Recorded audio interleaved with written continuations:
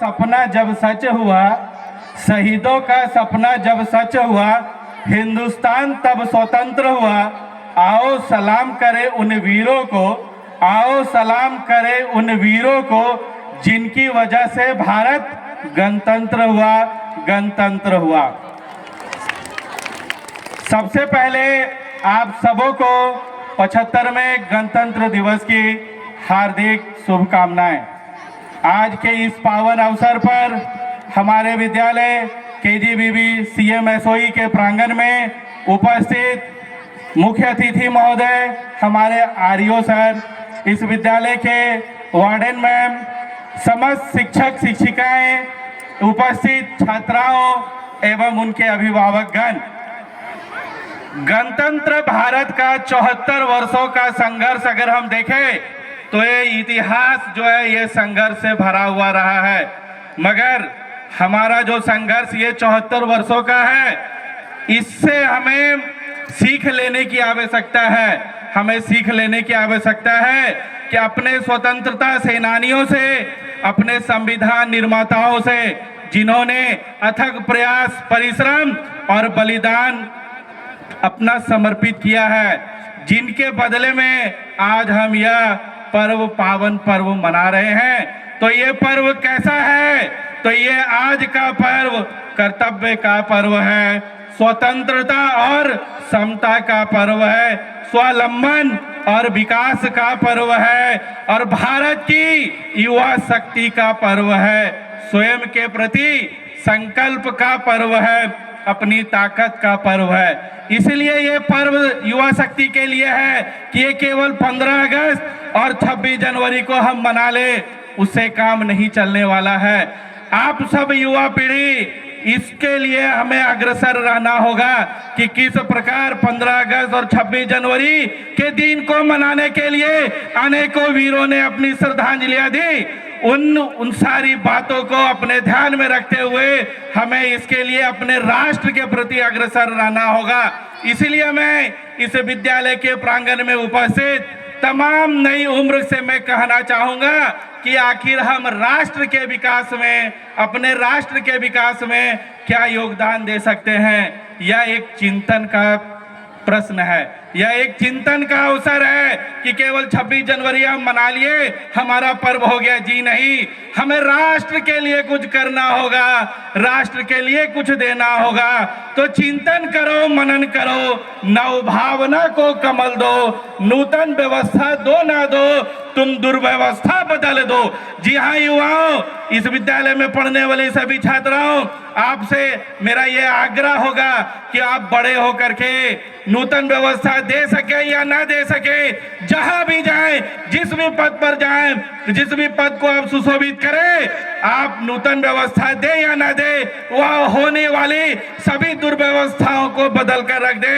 हमारा राष्ट्र खुद व खुद सशक्त हो जाएगा, हमारा देश फिर से विश्व गुरु बन जाएगा, हमारा देश उस काबिल हो जाएगा कि हमारा देश विश्व गुरु कहलाना शुरू हो जाएगा, पुनः विश्व गुरु बन जाएगा।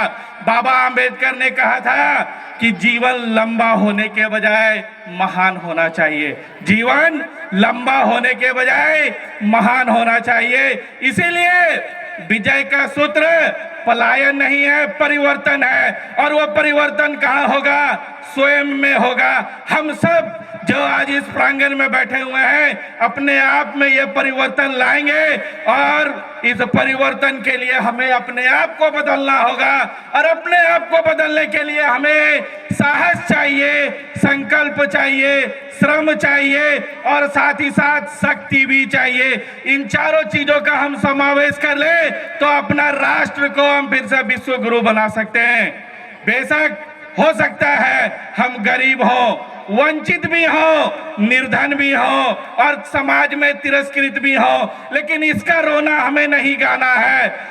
इसलिए जीवन में कितनी भी विपरीत परिस्थितियां हो, हम सबों को अगर अपने दिलों में, अपने जान में ज्वलंत मुद्दा है, तो उन मुद्दों को लेकर के हम जो है दुनिया की किसी भी चीज को, किसी भी सफलता को हम प्राप्त कर सकते हैं। इस बात के लिए चिंतित होने की हम सबों को आवश्यकता नहीं है कि हम अपने लक्ष्य में सफल हुए या नहीं हुए।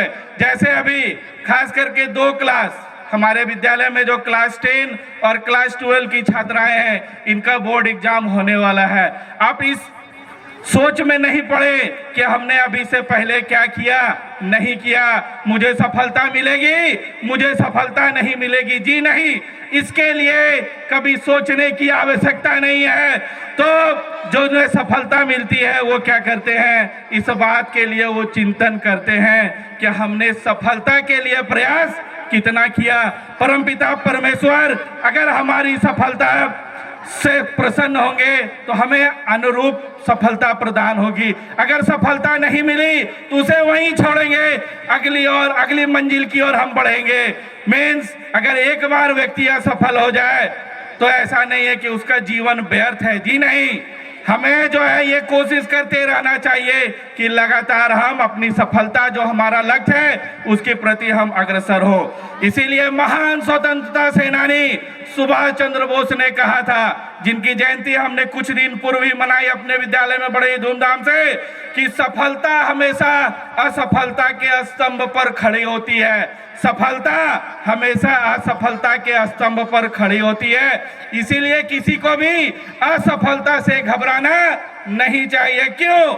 सफलता दूर हो सकती है लेकिन वह एक न एक दिन मिलती जरूर है, एक न एक दिन मिलती जरूर है। इसके लिए हम सबों को संकल्प लेना होगा और आज से दृढ़ निश्चय करना होगा कि जो व्यक्ति जिस लक्ष्य में लगे हुए हैं उसमें हम मेहनत करें, नयापन लेकर के आए, अपने प्रति, अपने कार्य के प्रति, अपने देश के प्रति ईमानदार रहें और हम सजग रहें।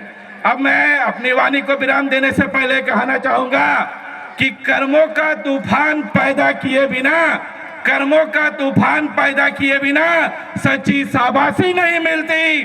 भाग्य के दरवाजे पर सर पटकने से आजादी नहीं मिलती, कभी आजादी नहीं मिलती। अगर हमारे स्वतंत्रता सेनानी भाग्य के भरोसे बैठे रहते तो हमें अंग्रेजों के अधीनता को अभी तक हो सकता है स्वीकार करते रहना होगा, लेकिन कई एक बलिदान दिए जिसके बाद आज हम ये पर्व मना पा रहे। तो अंत में मैं ये कहना चाहूंगा, देश सेवा कौन करेगा, कौन करेगा?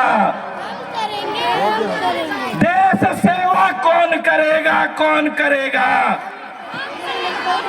देश रक्षा कौन करेगा? हम करेंगे, हम करेंगे। देश रक्षा कौन करेगा? हम करेंगे, हम करेंगे। जय हिंद, जय भारत, जय झारखंड। जय झारखंड। धन्यवाद। धन्यवाद सर, आपने अपनी ओजस्वी प्रस्तुति